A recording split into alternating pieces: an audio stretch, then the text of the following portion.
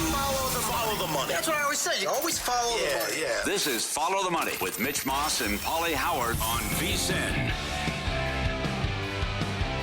Here we go. It is Follow the Money. We're live in Vegas. Circa Resort and Casino is the spot. Crazy busy Thursday afternoon here. Great guests on the program. Brad Powers makes his 2025 debut. College football right around the corner. We'll get some best bets from him coming up at that time. Paul Stone on the program, best bets in the Mountain West Conference. Jensen Lewis, morning show here, host here on the network. His takeaways from the deadline in Major League Baseball. And we will get into the Hall of Fame game tonight several times, including at 6:30 Eastern tonight with Fernando Ramirez, who covers the Chargers in the San Diego and L.A. area. Get his thoughts on the game and Jim Harbaugh's approach to the game. And more on that game coming up at about 15, Pauly. But it's turned out to be a pretty active deadline day here. I didn't know which way this was going to go. You never really know which way it's going to go. You hope that you're going to have a lot of Armageddon. And today we certainly have gotten it. It started, I guess, a little bit earlier in the week, then late last night when the Mariners landed Suarez. That's your big boy. But we've had some other, I would classify, pretty significant deals today. We'll get into all these, like the Mets, the Yankees. Their bullpen suddenly looks like outstanding after a couple of moves today. I think your big boy earlier was what the Padres and the A's pulled off. Would you agree with that? I couldn't believe that trade. Yes. I also think it's a good deal for both teams. But once you see they're trading Miller, you're shocked because he's such a good closer and young and what he means to the future. But you're getting three pitchers and then the number 3 prospect in all of baseball in return. But with the Padres, how are the Padres 26-1 at FanDuel, 25 at DraftKings, and the Mets are 8? Who do you think a better team is right now? Who do you trust more, right? I think they're pretty close. I mean, those numbers are... There's That's a no big way. Gap. Yeah, absolutely. That gap is way too big between those two teams. So here's what I would do, right? I mean, based on future betting, I think, again, specifically just for 2025, and this is a betting network, so that's all you care about. You don't really care about the future. You're talking about bets tonight, in the future, whatever. Mm-hmm. I bet the Padres most wins in August. I love it. To your point, for those people who maybe have bets at big numbers on this team to win the division, to win the National League, you might be firing. I'm not going to advise against that. I think you love it. If I'm the GM, this is a deal I would not have done. In the future, I think they gave up. But you can't give up the number 3 prospect in baseball who's 18 years old. Yeah. And then according to Baseball America, they gave up their 7th rated, 14th, and 16th rated pitchers in their entire system to get Miller's awesome. And Springs. Yeah. Too much? Didn't like it. I think it's way too much. But again, for this year, I think it's great. Yeah. Well, if you keep him around, too. I mean, that's the big thing as well. If you got to lock a guy like that up. And then the other thing is, do you trade Cease and do you trade other pieces to help out? But to me, that's a good bet to win the World Series, and it's going to be difficult in the National League. You got the Phillies. You have certainly you could play the Mets early on. Dodgers are a mess right now. Brewers are a great story. I'm disappointed in what the Cubs did, but I just think if the Mets are 8-1, and the Padres are 26-1, and the Padres just swept them. If I get rid of Cease and I get Darvish back, and now I can shore up the bullpen and maybe grab another stick. Oh, I did this last year where I caught fire and had the best record in baseball in the second half. No. I'm high on the Padres. And Paul, I remember a couple of years ago after they got Juan Soto, they made it to the NLCS. They easily could have won that series and made the World Series, and who knows what happens at that point. I know people are kind of poo-pooing the Padres because they've never won anything. But it's like at least they go for it every single year. Good point. Jonathan Davis sent that. It was a good tweet by Jonathan Davis. The Padres are like the Golden Knights. Now, Vegas has won something. Right, but in terms of going for it. No, right? no, absolutely they are. Yeah, right. And so, if you're a fan of this team, or even like as a bettor, you got to respect what they're trying to pull off here on an annual basis. So you don't like what the Cubs did to get Soraka? Adam Burke here at the network loved it. He thinks that... compared to who was out there, though? I mean, if you talk about going for it, and I'm glad the Mariners did this, but if you could try to land Gore or Ryan or Merrill Kelly, I'd rather have one of those guys. And if I have to give up a lot, so be it. I mean, it's just because the Cubs have had some down years. Here's what he wrote. I'll explain why Adam Burke loved it. So he said, this is his words at VSiN.com. The deal I low-key loved from Wednesday was the Cubs acquiring Mike Soraka. Among pitchers with at least 80 innings, he's in the top 25 in K percentage, but he's been hurt by a 68% left-on base rate. That should be on the rise. His expected ERA is over 1.5 runs lower than his actual ERA. The Cubs are one of the league's best defensive teams, and the Nationals are one of the worst. So a team strapped for starting pitching helped themselves by picking up a good one with a lot of positive signs moving forward. Like, he thinks some of the bad numbers here are absolutely going to regress and come to the positive now for Soroka and the Cubs. After what the Twins did, and then Arizona making those trades, I just would have called the Twins in Arizona and say, give me your best arm. Let's talk turkey here. Now, the Mets did make some good moves as well. They're trying to shore up their bullpen. They've done a good job by making some of those additions. Also, tip your cap a little bit here to Brian Cashman. The McMahon deal has to be included in this. It happened last week. He's been good for him so far. And now this is a good tweet from Brendan Cootie on X. Their bullpen, you're looking at Bednar, Devin Williams, Luke Weaver, Jake Bird, Tim Hill, some other guys also injured and coming back, Mark Leiter and Fernando Cruz. I would also say that the Yankees, if they can have a really good deadline, if they would add a starter here. Yes. That's exactly what they have to do. Mm-hmm.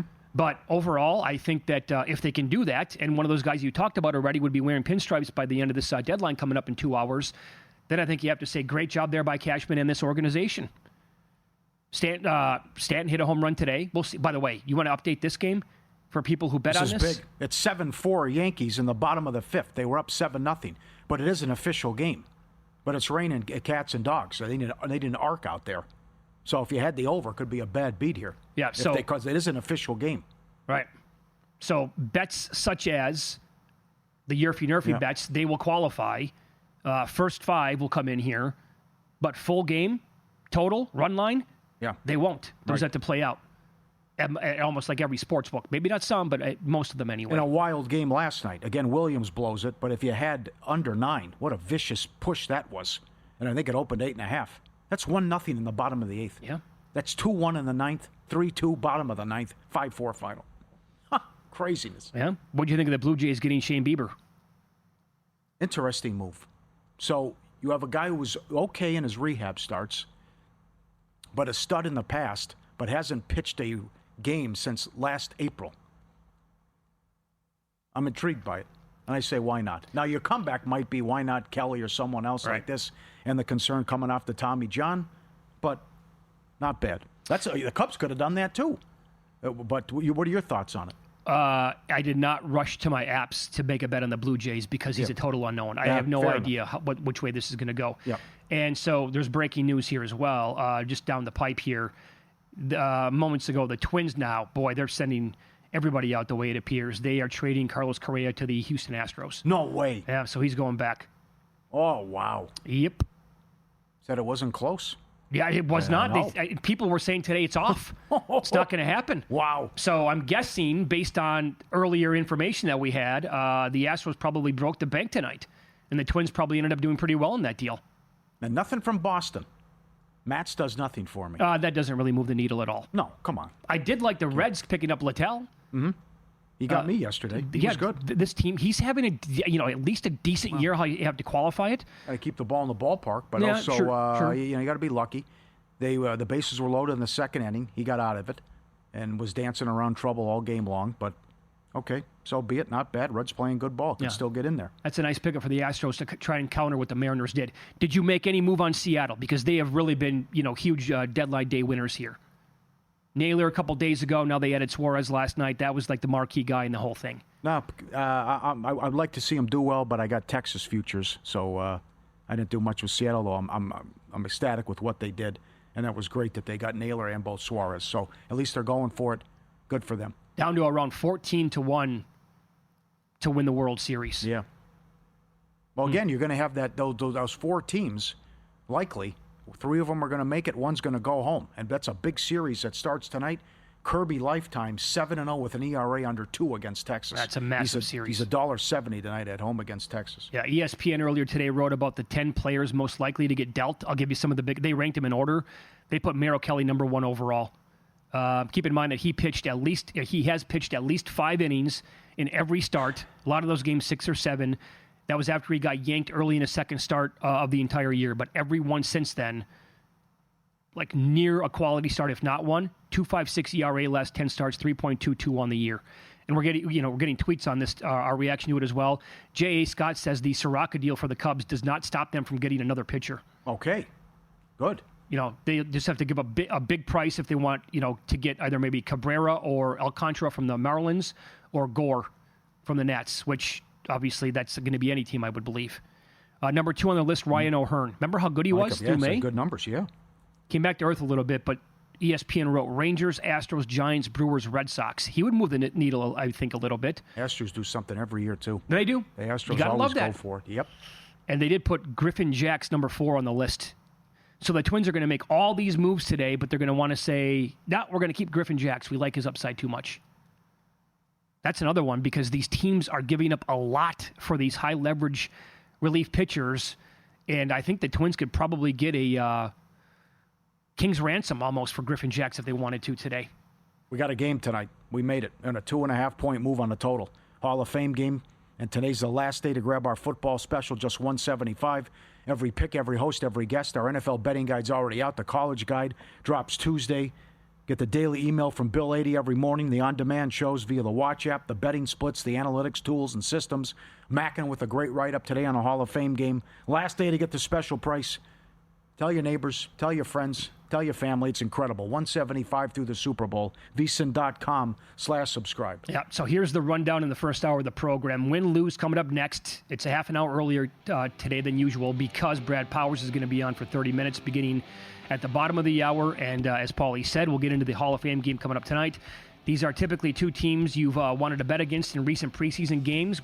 We'll give you their lousy numbers against the spread coming up next year on VSiN.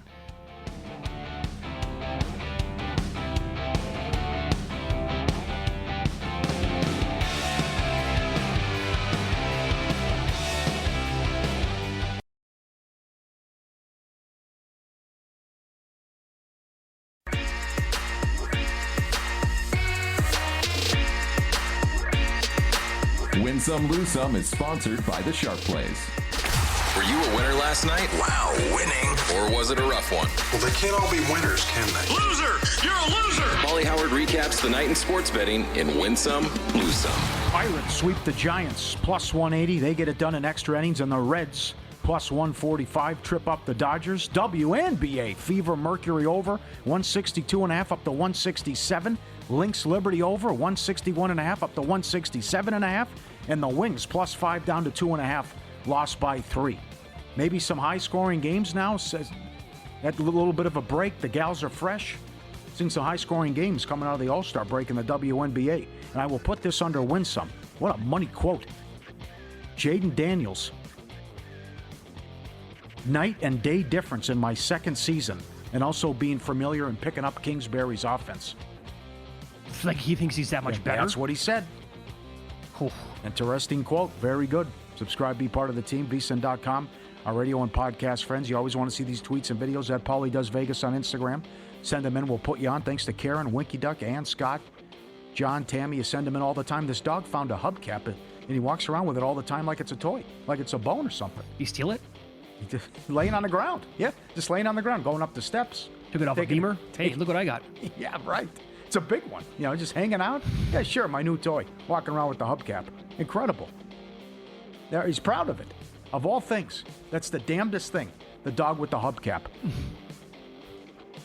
How about dogs being unbothered? Compilation.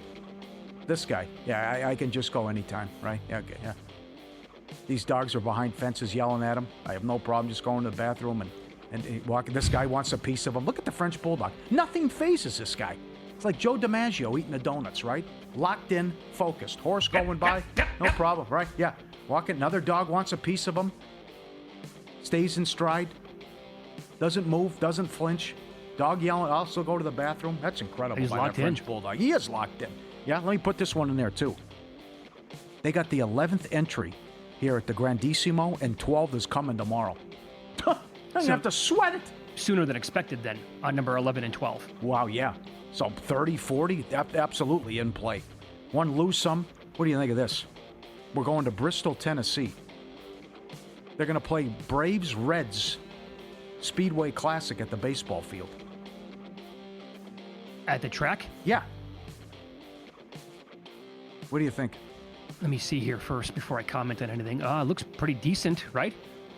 Boy, how many people are they going to get in there? 70,000? I don't know.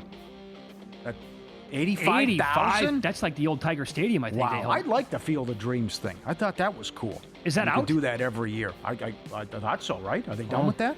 I don't know, but they're going to do that Saturday in Bristol. How many people are going to show up for this baseball game? See if they get 85, yeah. I mean, with the Braves, I mean, very popular in Sure, that region, sure. obviously, Yeah. having a terrible year. Jonathan Davis warned me, too, and I didn't listen to him. Lose some. Happy Gilmore 2 on Netflix. I don't even think I can watch it. There's no reason to. What a major disappointment. Yikes. And the vicious push. Yankees raise 9.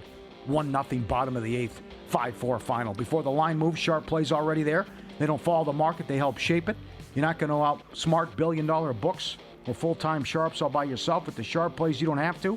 Backed by advanced AI, connected to trusted insider sources, Sharp Plays delivers the kind of edge serious bettors count on every day. Free betting reports, real-time alerts, market-moving insights straight to your inbox or X feed. Been doing it since 2011. He's been with Follow the Money since day one.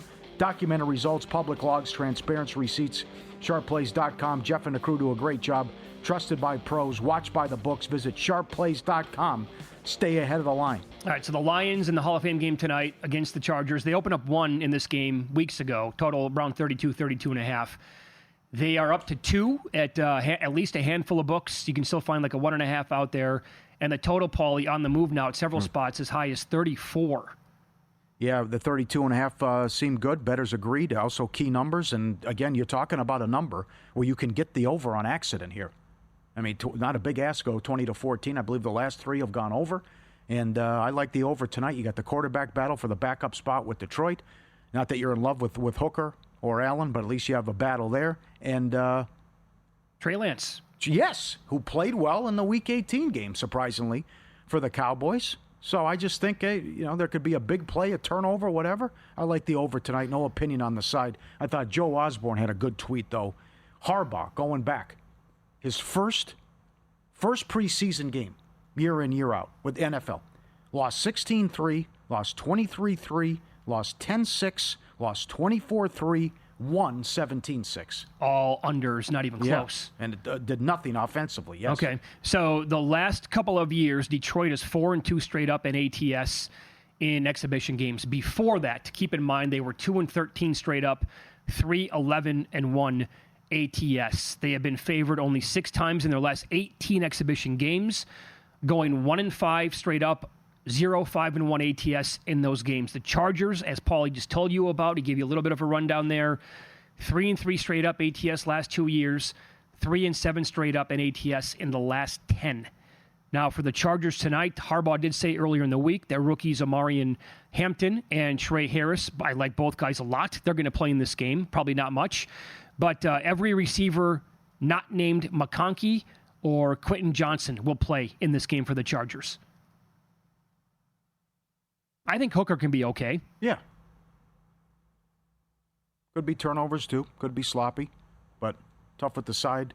I think we'll see some points and get up and over the total. Last year's game, 21-17 in the third quarter, and they called it with bad weather. Historically, under has been good, though the last 2 completed games have gone over. Last year's obviously would have as well. Check out our guy, the Godfather, Brent Musburger, on there tonight. Excellent. I can't wait to watch that. That's right. Where are you at with the Chargers, by the way? They're plus 310 to win the division at DK. I thought the Warren Sharp write-up was very good. I mean, we'll ask our guests coming up, how good were they, or did they benefit from what turned out to be an easy schedule? And then they had their issues when they played good teams. So the wins were against either the bad teams or the lousy quarterbacks. When they faced a good quarterback, they went 1-6. Yeah. And I love Herbert, but I'll tell you, you got the hardcore, the nerds guys, the stat guys who love him. Then that was terrible in the playoff game. That was bad. That was horrendous. So love Harbaugh, love the quarterback, but I don't really love the roster. And certainly I could see a third-place finish. How about this? At DraftKings, they have several menus, right, to bet these divisions. They have what is called the 1-2 exacta. It's different than the dual forecast. But the 1-2 exacta under that menu, the market, the Chiefs-Broncos finishing in that order, plus 340. The Chiefs-Chargers, plus 350. So if you're and they're minus 120, KC is to win the division. If you're, it seems like around 50% of people maybe based on what I've read, our guide that's out now, other people's opinions, whatever. Maybe I'm wrong on that number, but it feels like a lot of people are picking against the Chiefs this year in this division. Mm-hmm. But if you're one who thinks, no, not yet, it's not the Chargers' time, not the Broncos' time, then I think you have to bet one of those, because are the Raiders going to finish in second place? Or if you bet both of them, split a plus 340 and a plus 350, you have to feel pretty good about one of those bets cashing, obviously. Yeah. So the Chiefs win total in the division, 4.5. Ooh. Under, though, minus 230. Now, if today's July 31st. If it was August 31st and we could parlay this stuff, the Chiefs under 4.5 wins in the division, I think, would be a parlay that I would make. At least one leg. Mm-hmm. Like, everything has to go right in a division that keeps getting better around them for them to hit 5 or 6 wins. Hell, the Raiders have played them competitively. Mm-hmm. And the Raiders win total is 1.5 over minus 155. Can't they squeak out 2? I'm pretty sure that they can. How about this? Yeah. Okay, yeah. Now, this is just inside the division again. Which player will lead the division in receiving yards? McConkey is plus 350, and fantasy people absolutely love him this year. I get it. I'm going to have to raise him up on my draft board. Kelsey, you draw a line through. Yes, plus 4. Come on. Kelsey has the same number as Brock Bowers. That's crazy. Brock Bowers is plus 450. Yeah. Don't you? Doesn't that feel juicy to you? Yeah. Same thing. The big one's Genty, because it's like we're just getting carried away here with the number. The numbers are unbettable. Every Genty future prop, whatever, is unbettable. He's minus 125 to lead the division in rushing yards. I can't do that. No. And he's plus 170 for the most rushing touchdowns. Another one. Yeah. Rooting for the kid, though. But a strong-ass division. Could you see Geno Smith plus 425 most passing yards? Yes, I could. Catch up. A little bit. Get blown out. Yep. The Wilkins story. Boy, is that weird. Everything involved, right? I think the kiss on the head's a total non-story. Well, that's with the foot. Yeah, front of Schefter. Come on. But then the foot issue, and we want you to have the surgery and how he rehabs. And that's someone could grab him. Maybe the Patriots. Yeah, sure. And that's a big loss for the Raider defense. Let's follow the money here on VSiN, the Sports Betting Network. Up next, professional sports bettor Brad Powers is going to join the program. He has been a regular guest on this show for several years, going back on a weekly basis throughout the football season. He has never seen Week 1 movement like this in the month of July. That and some best bets next here on VSiN.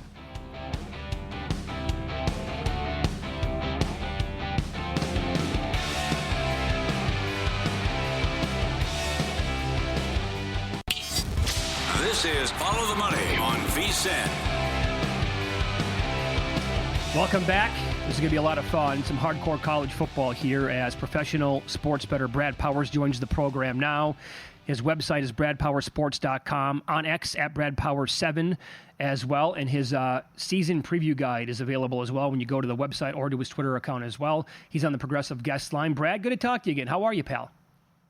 Excellent. Long time no talk, guys. Season's here before we know it. And if you like preseason, thanks for having me on the first day of football. You bet. So let's begin here. You lived in Vegas for more than a decade, betting this stuff pretty much year-round. This is your first, off-season or preseason living outside of the state now. You're not living here anymore.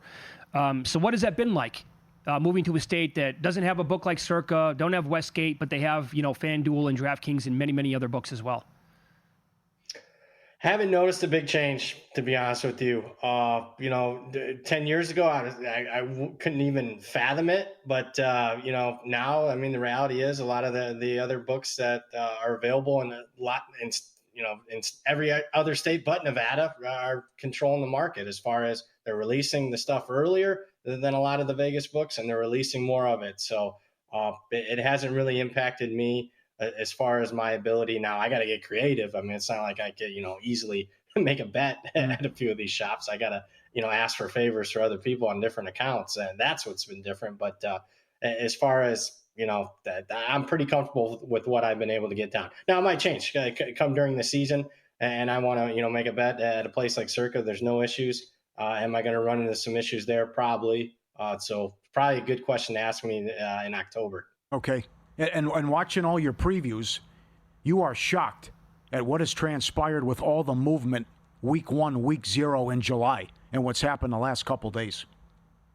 Yeah, I mean, we've seen like big time line moves, but they've usually been few and far between. It's just been a big time line move because one book came out early and, they were really soft numbers. What I haven't seen ever before is, certain groups go in at the end of July and pick up a half dozen sides and a half dozen totals. And they're not just betting it at one book. They're treating it like it is, a normal day during the regular season. And impacting lines, half point, around key numbers. And, if it's not around a key number, it's moving a point and a half, 2 points in some instances. That's stuff. I haven't seen large groups go in this early in the summer ever before, at least at the end of July. Usually it's at least 2 more weeks before they start hitting these numbers. Wow. So I'll follow up with that in a second. There's breaking news in baseball. It's deadline day. The Padres finalizing a deal to acquire first baseman Ryan O'Hearn and outfielder Ramon Laureano from the Orioles. Oh, wow. Massive day here and week for the San Diego Padres. Did you agree or disagree with the moves, by the way, in those week 1 games? Most of them I am a part of. I'm not a part of the group, but I had already bet them, tried to be quiet about it. I agree with the majority of them. The sneaky one, Temple against Massachusetts, you'd think maybe the worst matchup in week 1. But, if there's value, there's value. I don't care who's playing, whether it's, the Texas and Ohio State or in this instance, Temple and UMass. The value for me was I certainly think Casey Keeler, there's a trust factor there, both first-year coaches at these places, but Casey Keeler's a Hall of Famer, already in the Hall of Fame, probably one of the more underrated coaches in college football the last 20 years. I don't care what level it is. He won at Sam Houston last year, 10 games in the second year of the FBS. His roster is just a lot better than what the new coach at UMass is, and I thought Temple clearly was better and should have been about a 3-point favorite, and then they've flipped from underdog to about a 3-point favorite now in that game. And you were a part of this in a big move, game you like, week 1, Northwestern, when you grabbed plus 7.5, and a lot of anti-Tulane from you? Yeah, a lot of anti-Tulane, specifically on offense. They can't figure out quarterback. Look, when you're going to get guys in the portal post-spring at the quarterback position, I'm not going to be a fan. Obviously, some people think that it's a big-time positive that they're getting Retzlaff from BYU. I'm not a big Retzlaff guy. He doesn't move the needle much for me, so negative in that regard. And I'm also, I'm pretty pro Northwestern. That's, a play I've given out to clients over 3.5 wins. I think this is a much improved Northwestern team, specifically on defense. So we got Tulane offense I don't like, match up against a Northwestern defense that I think is going to be pretty legitimate in the Big Ten this year. So it's going to be a lower scoring game. I'm going to take the hook around the key number. A little bit more here on Tulane and the American. Then we talked about that conference earlier in the week. It feels like it's going to be wide open between like maybe 4, 5, 6 teams in that range. I made a case for Memphis. Pauly was making a case for Texas San Antonio. Who do you like in the American? I don't love anybody in that conference. Like, slam on my fist. Yep, this is my team that I think will win it. I like Navy's schedule. I think that there's a good possibility that they start 8-0 when they head to South Bend in November. Personnel-wise, I kind of like South Florida. They return more production than anybody else in the conference, but the problem with them is the schedule is difficult, especially the first 3 non-conference. It might get them beat up. Boise State, Florida, and Miami are going to be 0-3, and we'll see what the rosters, what type of shape that is by the time conference play rolls around. I think there's a long shot out there because I don't think there's much separation at the top. Nobody's talking about them. I like North Texas. I think they'll be just as good offensively. I didn't like Chandler Morris as a quarterback. You don't believe me? Go watch the Army game, the film at the goal line. There are multiple possessions. Yes. And then secretly, not secretly, but at least in the weeds, their new defense coordinator comes over from Sam Houston. He's a rising star in the industry. He's still in his 20s, but he brings over 6 starters from Sam Houston's defense a year ago that was legitimate in Conference USA. And that defense is just a little bit improved combined with an offense that I think is still, one of the very best at the Group of 5 level. They're dangerous out. So I like North Texas. I took a flyer on them on a long shot to win the conference. Excellent. Very good. Yep. And week 1, you're on this game. And it's also a big play on a win total. Oregon State from 1.5 up to 2.5. 3s in some spots, and you're anti-Cal this year, win total under? Yeah, I got a lot riding on that one. Especially, I don't know if it's ideal that I got over win total on Oregon State over 6.5. I got under win total on Cal at 6.5 and 5.5 as far as the win total. And I got Oregon State in the game, and it's an 11 p.m. Eastern kickoff. That's going to test my ability to stay awake now that I'm on the East Coast. But I just, it's more than anything, it's an anti-Cal play. We're talking year 9 of Wilcox, who I like, but more as a defense coordinator than head coach, bringing in 38 transfers in year 9. That just screams desperation. They lost 5 running backs post-spring. Their entire running back room gone after the spring. Ron Rivera is one of those GMs that looks like he's in more control than the head coach. Mm-hmm. And I just think it's been a dumpster fire since COVID. I think people forget that they couldn't even work out in the weight room during COVID. And when I say COVID, I just don't mean 2020, the season. I mean 2020 and 2021. They had to work out at the stadium outside as far as the weight room. So just a total mess there. And it's also not a good move for them, obviously, a travel situation in the ACC. I'm very anti-Cal, and I think Oregon State takes care of them in week 1. You tweeted out your top 10 power ratings. You're buying the Clemson hype. Who can push them and contend in the ACC? I am buying them. I'm buying them at least as the clear-cut superior, best team in the ACC. I went over the win total. Still would go if you can still find a 9.5 out there. I would go over 9.5. They'll be favored in all 12 games. Cade Klubnik, third year. He's off his best year. More importantly, I think the wide receiver room is much better than what they've had the last 4 or 5 years. It's more up to snuff than what they had when they were competing for national championships 5 years ago. Defensive fronts loaded. I am buying them as a clear-cut team in the ACC. There's one team that can maybe challenge them. It's Miami. Personnel-wise, Mario Cristobal's done a great job recruiting the last few years. In fact, they've recruited better than anybody. In fact, even better than Clemson the last couple of years. Carson Beck, provided he's healthy. That's going to be a downgrade at quarterback compared to the number 1 pick in the NFL draft. But still, you went out and got the best quarterback available in the portal this year. The problem with them is the coach, Cristobal. Do you trust him in key games? He couldn't last year, even as a big favorite down the stretch against Georgia Tech and Syracuse in the regular season. So that's my only hang up with Miami. I think defense would be much improved. Brad, in about a minute left here in this segment, do you have a bet then on that game August 30th when Clemson takes on LSU? I bet Clemson. I think the better team at home. LSU hasn't won an opener since 2019, the year they won the title. So slow starting program. Don't trust Brian Kelly in a big game, especially their offensive line, which replaces 4 starters from last year against the strength of the Clemson defense, that being the defensive line. So Clemson for me, -3 or better is good. Although that's taking a lot of money. That's 3.5, 4 now. Yeah. Pizza money on Georgia Tech. Oh, against Colorado? Yeah, more than pizza money is what I originally bet it at, but I'd still pizza bet it at the current number. I love this Georgia Tech team. Love the coaching staff. Haynes King back at quarterback against a Colorado team that I'm very negative about, as usual. Obviously, Coach Prime's beat me a few years, but I don't think he's beaten me this year. I think they take a massive step back. I was nothing in the conference, though? That's too far-fetched, or... I bet him in the conference. That's a bet that I made this week, 13-1 to win the ACC. I think they can be sneaky. If there's one team to take a flyer on, it's them. Beautiful. Very good. Follow the money here on VSiN, the Sports Betting Network. Our guest, professional sports bettor Brad Powers. We'll keep talking college football.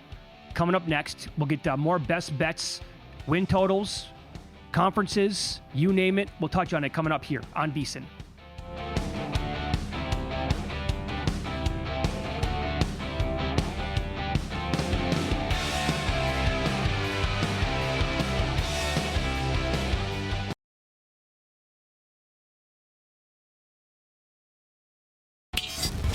This is Follow the Money on VSiN. We continue more college football here. Professional sports bettor Brad Powers. He is on the Progressive guest line. His website is bradpowersports.com. You can follow him on X at BradPowers7. Let's go to the SEC here, Brad. We'll get some win totals, some thoughts on some teams in this league. And which team do you think on paper, per your numbers, is the best going into the season? And do you have an outright bet to win this league? I think it's Texas, but we're talking less than a field goal. In fact, about a point or so better than Georgia and Alabama, who I have tied as far as the power rating. So not much separating those 3 teams, in my opinion. They're the 3 best. Alabama's the one that I bet. It was early. I thought they were certainly undervalued in the early betting markets. I mean, gun to head now, if I had to pick a team, it'd probably be Texas. Just personnel wise, I think they'll have one of the better defenses in the country, and I'll buy a little bit in the arch hype. But I'm not running the window to bet Texas to win the conference, if that makes sense. But Alabama would, had that price held a little bit, what it was, plus 750. I mean, that's one of my favorite bets that I made so far this offseason as far as conference futures. Yeah, no, understand that for sure. There's been a lot of hype. We've heard it on this show for sure recently on Oklahoma. Are you buying in with any sort of bet on the Sooners? Well, it's always price dependent. I was a buyer at 6.5 wins. It's 7.5 in most places now. Not a buyer at that number. Schedule is among the top 10 toughest in the country. I am a buyer that the offense will be one of the most improved in the country. I mean, just for the sheer fact, I think people forget. I mean, yeah, they struggle, and I'm not a big Brent Venables guy, but they were without their top 5 wide receivers for most of last season, and they were also compromised on the offensive line. So they'll be much better in both units there, provided they stay healthy. And bringing Mateer over from Washington State along with his offense coordinator, I'm buying the Oklahoma offense at least being much improved. Defense wasn't a problem last year. They were SEC ready. So as long as they keep that up from last year, and they got 8 returning starters, I think this is a team that's 7-5-ish, maybe 8-4, but anything more than that, I'd be a little bit surprised. So, okay, not a playoff team then if they would go 8-4 at best. No, not buying them as a playoff contender, no. Okay, are you buying South Carolina as a playoff team? I am absolutely selling, pun intending, the Lenora Sellers in South Carolina. Not necessarily the quarterback. I like him. I just don't like anything around him for the most part. I'm not wild about the skill position surrounding him. Specifically, and people, Sellers gets the hype, but the reason that made South Carolina tough last year was that defensive front. And they lost 4 guys up front and 5 total on the defense that went in the first 4 rounds of the draft. So this isn't Ohio State or Georgia or Alabama, and they just go ahead and replace a bunch of NFL talent with more NFL talent. So I think it's significant, and I think what's also significant is go look at that October and November schedule. Maybe the toughest in all of college football, where in their final 6-7 games, South Carolina is going to be a clear favorite in one against Coastal, and maybe one favorite in another against Oklahoma, maybe at home. But other than that, where are the surefire wins at the end of that schedule? I don't see it. So after probably a fast start to the season, I think they'll fade down the stretch with a depth shy 2 deep compared to last year. Under 7.5 for me if you can still find it for South Carolina. Incredible year last year in the Big 12. Arizona State wins it, and BYU was in the mix as well. I think it's wide open. The odds reflect that. You made some bets earlier at good numbers. What are your thoughts on the Big 12? Yeah, I mean, it's as wide open as I don't know if it's as much last year when the teams picked worst finished, first. I don't know if we're going to see that again, especially with, some of the upper echelon teams, specifically Arizona State, returning the most production. But it's certainly, at least early on in the process, I thought Texas Tech in their transfer portal class was not being properly priced. It is more so now. I thought Utah with the new quarterback, Dan Pierre from New Mexico, and the OC from New Mexico, they weren't being appropriately priced. They are now at 6-1, the odds that you see there. If there's a sneaky team now, TCU, nobody's really talking about them. They won 9 games last year. And they returned their quarterback, Hoover, who had one of the best passing seasons in the history of the program. And they didn't take it, in a conference that averaged 26 transfers per school. I think TCU brought in like 11. And Dykes says, hey, I like my roster, so I'll believe him. And TCU could be that sneaky team that no one's really talking about right now. You took plus 3.5 against North Carolina. TCU's now laying 3. Yeah, no buyback yet. Okay. And, when it gets to 3.5 on TCU being favored, maybe I think about it. But to be honest with you, nah. I think I'm just going to ride that one. I obviously selling the Belichick and that new roster. And I hope that Dykes has learned his lesson, facing a relatively new roster like he did a couple years ago, and Coach Prime in Colorado upset them. So I hope that they're locked in a little bit more than they were in that game. And the Big Ten. What do you think? Franklin, going back, Penn State 0-7 against Ohio State and Michigan the last 3 years. How do you see the top of the Big Ten? Well, I think they beat Oregon at home there at the end of September, and even if they were to lose to Ohio State in the horseshoe, most likely play Ohio State again. So, a power rating is basically, hey, what's coming back as far as returning production? What's the talent level? And to me, when you factor in a couple of those, and obviously the portal and the recruiting, I think Penn State has the least amount of questions of any roster in college football, at least coming into the season. Now, when you put the handicap hat on and you start talking, do you trust James Franklin in a big game or Drew Aller in a big game?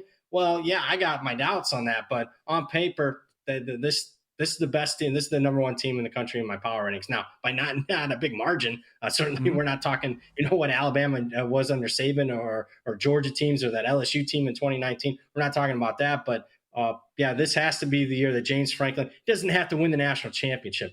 But let's, if we face Ohio State a couple times, you got to win one of those games. And when it comes to the playoffs, you need to win a couple games in the playoffs. And I'm not talking about wins against Boise State and SMU. I'm talking about big-time programs. So there's still a worry for that for me. But, I do like Penn State quite a bit this year. I think if that roster was on a different team or had a different coach, that 7 or 8 to 1 to win the national title would be half of that number. Very good point by you, and I totally agree with that. Yeah.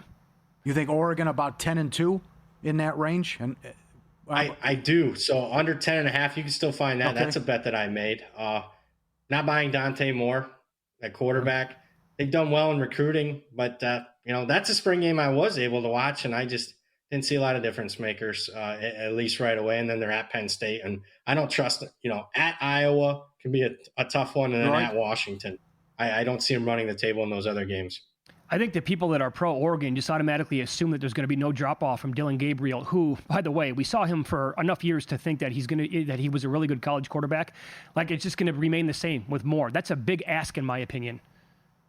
Huge ask. And keep in mind, they had Bo Nix prior to that. So you're talking between Bo Nix and Dylan Gabriel, probably the two most experienced quarterbacks in the history of college football if you look at the amount of starts that they had. Now, Dante Moore started some few games as a freshman against UCLA. Didn't look good.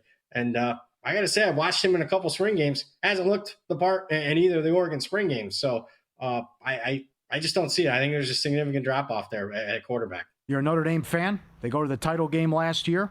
What do you think about the Irish this year and also opening up Sunday night, the 31st at Miami?